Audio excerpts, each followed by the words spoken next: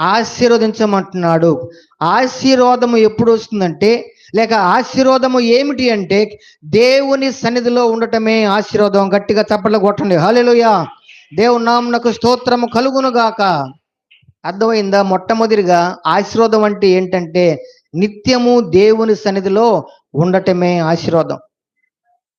Duplex బంగ్లా కలిగి ఉంటాం, లేక మంచి కారు కలిగి ఉంటాం, మంచి ఉద్యోగం కలిగి ఉంటాం, ఒక ఉన్నతమైన హోదాలో కలిగి ఉంటాం ఆశీర్వాదం అనుకుంటే, దావీదు భక్తుడు గొప్ప రాజు.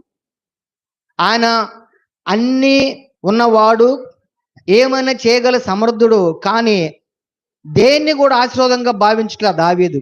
దేన్ని ఆశీర్వాదంగా భావిస్తున్నాడు?